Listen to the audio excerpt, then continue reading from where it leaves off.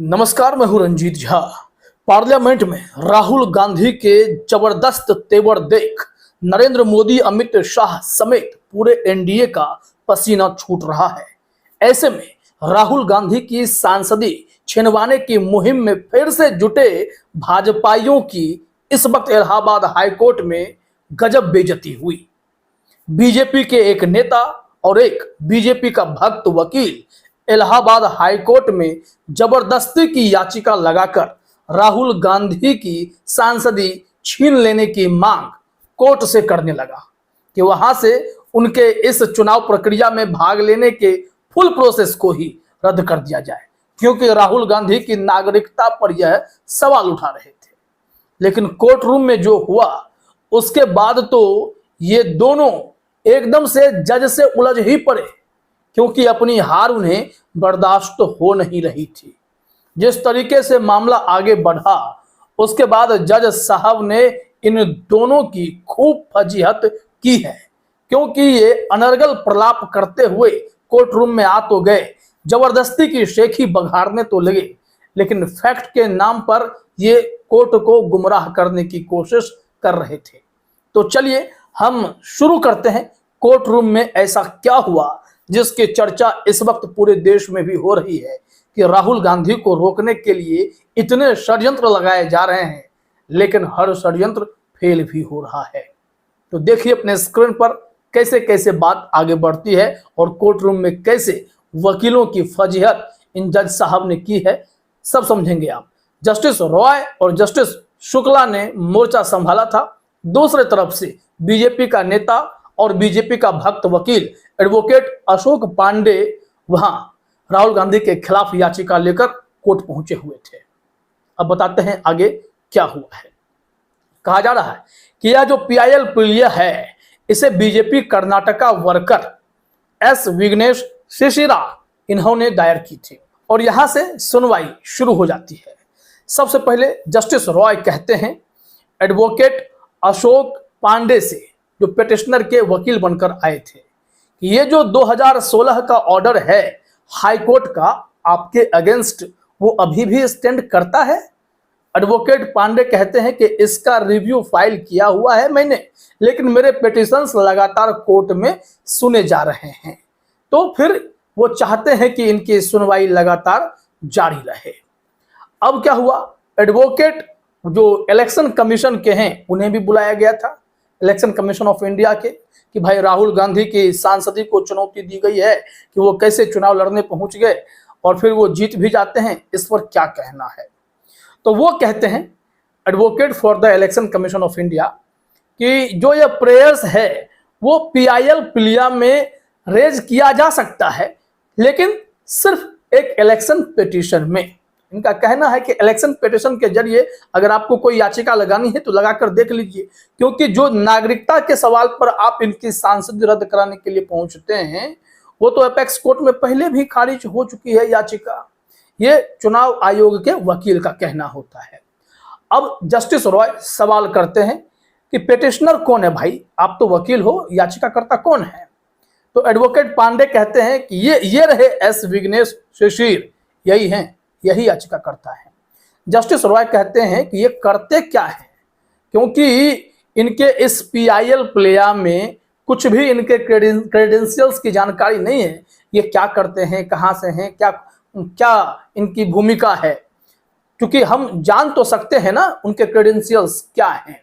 फिर जस्टिस रॉय कहते हैं कि अच्छा चलिए इशू बताइए क्या है। एडवोकेट पांडे कहते हैं कि वो ब्रिटिश सिटीजन हैं और उन्हें जो है सूरत की एक अदालत ने कन्विक्ट किया था मानहानि के मामले में 2 साल की अधिकतम सजा दी थी, जिसमें सुप्रीम कोर्ट ने उस ऑर्डर पर स्टे लगाया था और अंतरिम राहत दी थी।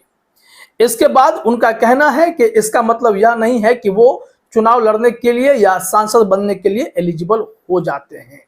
और वो फिर कहते हैं कि जिस तरीके से वो किसी दूसरे कंट्री के सिटीजनशिप को एक्वायर करते हैं तो ऐसे में वो भारतीय नागरिकता सीधे तौर पर खो देते हैं।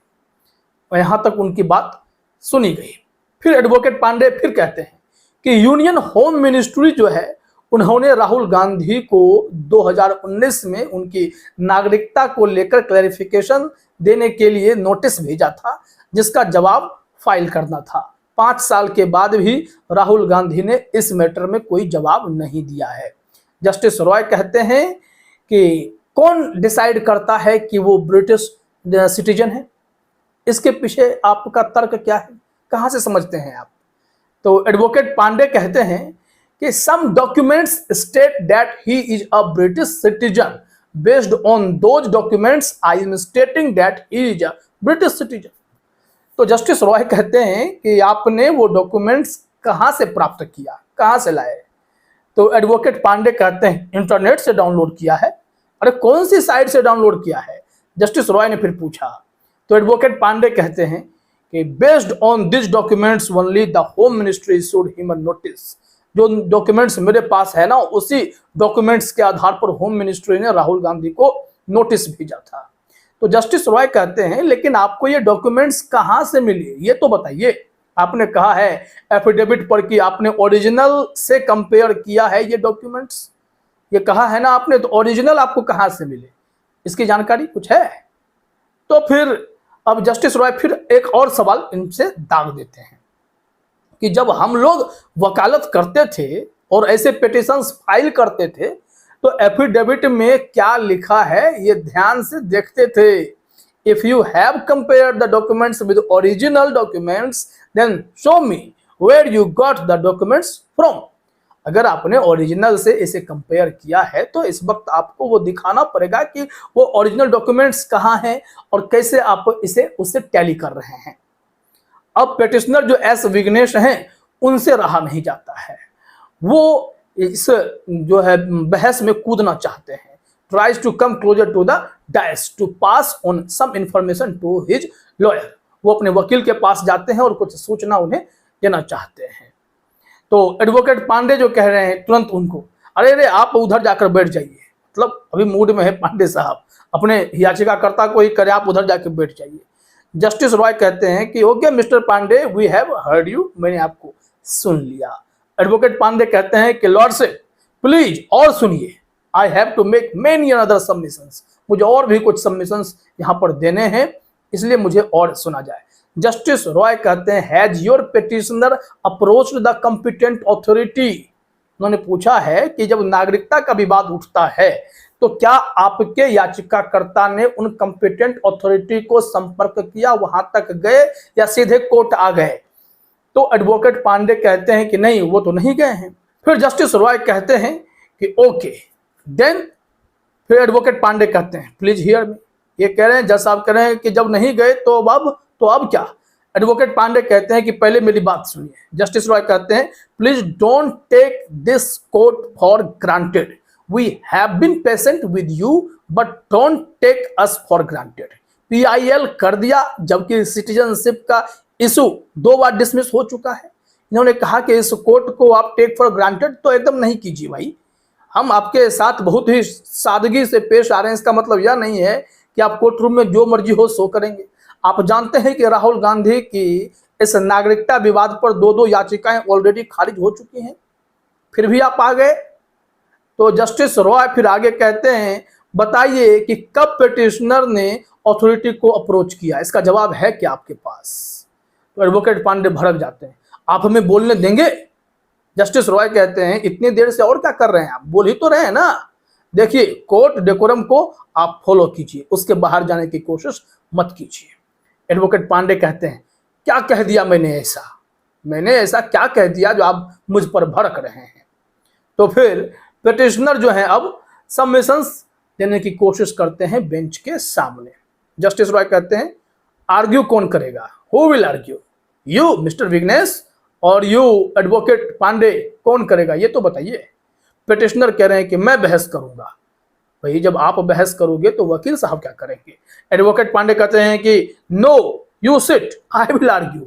मतलब अब आपस में ही उलझ गए, दोनों में से कौन जज के सामने दलीलें रखेगा, इस पर बहस छिड़ गई। तो फिर यह बहस देख जस्टिस रॉय कहते हैं एडवोकेट पांडे को your client wants to argue, he will decide who will argue, sit down please mister Pandey, let him petitioner argue.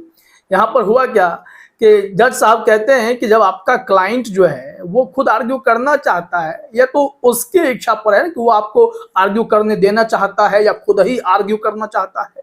इसलिए पांडे जी आप बैठ जाइए, जरा पिटिशनर साहब को बोलने दीजिए वो क्या बोल रहे हैं। एडवोकेट पांडे बैठ जाते हैं और पिटिशनर विघ्नेश जो है वो अपनी बहस शुरू करते हैं। पिटिशनर कह रहे हैं, I am a BJP Karnataka का वर्कर, मैं एक बीजेपी का कार्यकर्ता हूं।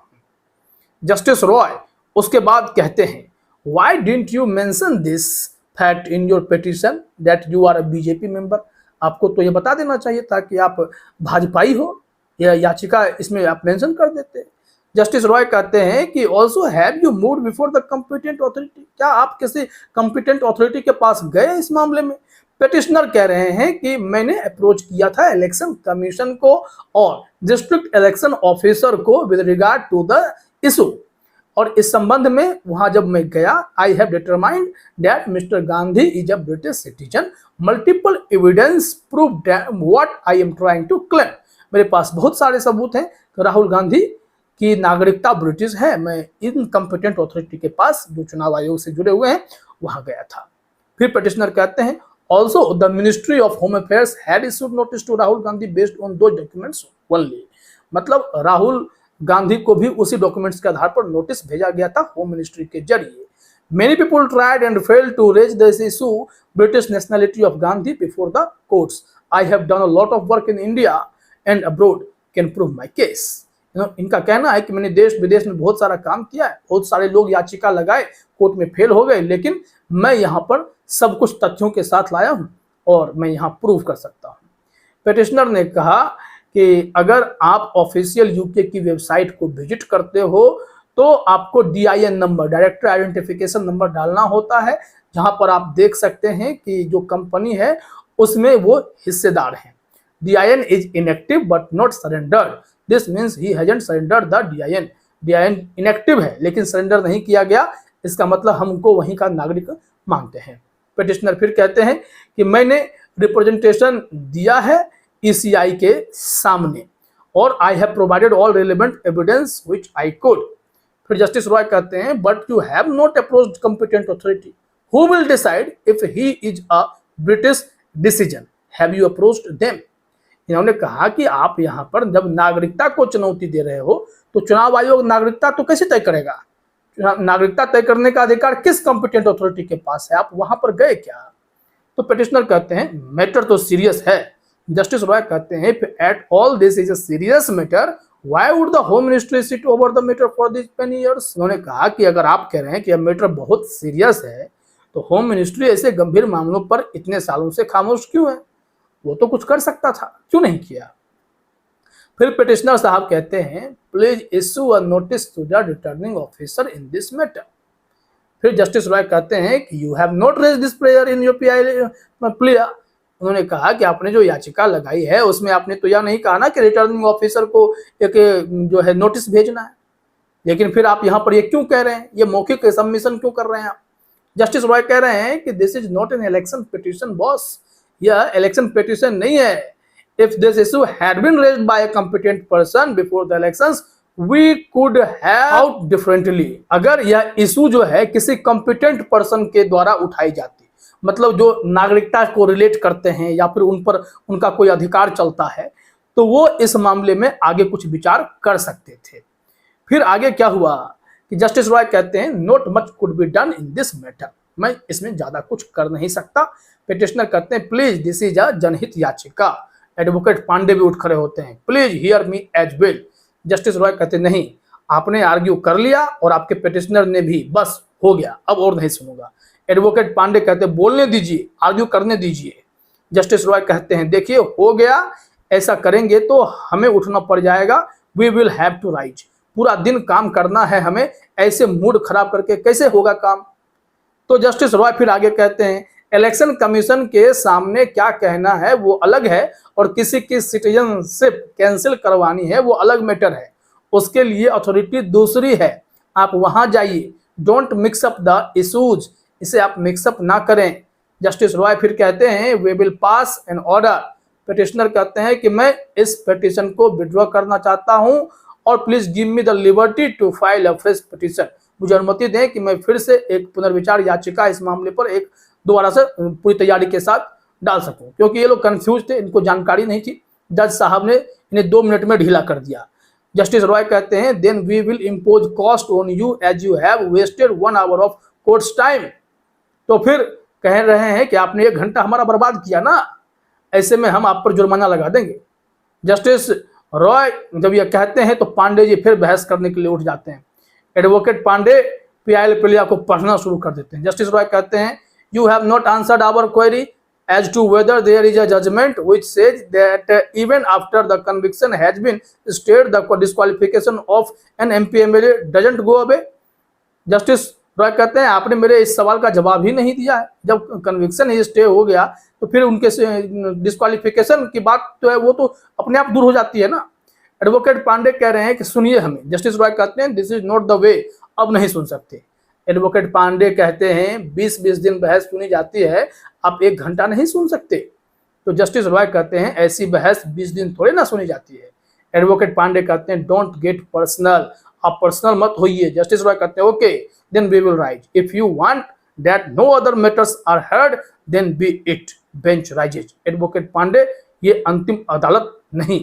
फिर ये भड़कते हुए कहते हैं कि अभी मैं सुप्रीम कोर्ट भी जाऊंगा, और बेंच उठ जाती है। उस दिन कोई और केस की सुनवाई नहीं हो पाती है, लेकिन राहुल गांधी के खिलाफ डाली गई यह याचिका रद्द हो जाती है, क्योंकि इसमें ये लोग इशूज को मिक्सअप कर रहे थे। अब देखिए आगे क्या होता है। फिलहाल इन लोगों के पसीने तो कोर्ट रूम में छूट ही गए। फिलहाल इस वीडियो में इतना ही। आप सभी का हमसे जुड़ने के लिए बहुत बहुत धन्यवाद।